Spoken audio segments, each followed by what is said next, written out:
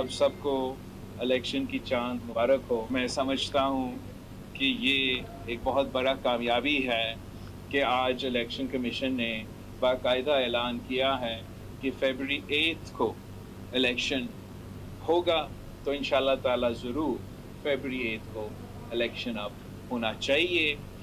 बेहतर ये होता कि सुप्रीम कोर्ट या किसी और इदारा को मुदाखलत करना नहीं पड़ता। आप मुझे एक इलेक्शन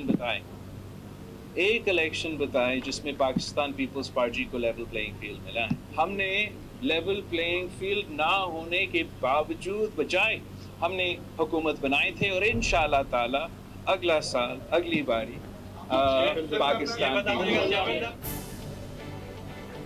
सभिनी खे इलेक्शन जी चंड जूं मुबारकूं हुजनि। 8 फरवरी ते चूंडूं थियण घुरिजनि। अॼु इलेक्शन कमीशन बाक़ायदा ऐलान करे छॾियो।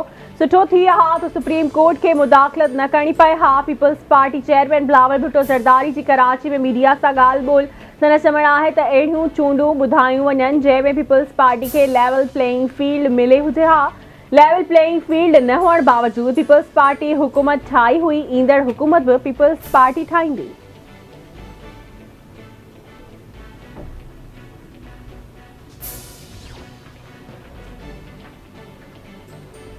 सुप्रीम कोर्ट 8 फरवरी 2024 ते चूंडूं यकीनी बणाइण जो हुकुम ॾेई छॾियो। सदर डॉक्टर पारां आम चूंडुनि बाबति सही वारा दस्तावेज़ सुप्रीम कोर्ट में पेश। चीफ जस्टिस जी सरबराही में 3 रुकनी बेंच आम चूंडूं 90 ॾींहनि में कराइण लाइ दरख़्वास्त दाख़िल करण ते ॿुधणी कई। अटॉर्नी जनरल सदर सां इलेक्शन कमीशन इख़्तियारनि जी मुलाक़ात जा मिनट्स पेश कया। अटॉर्नी जनरल अदालत खे ॿुधायो आहे त इलेक्शन कमीशन चूंडुनि जो नोटिफिकेशन बि जारी करे छॾियो आहे। अदालत सदर तरफ़ां चूंडुनि वारनि दस्तावेज़नि ते सही खां पोइ केस उकलाए छॾियो आहे।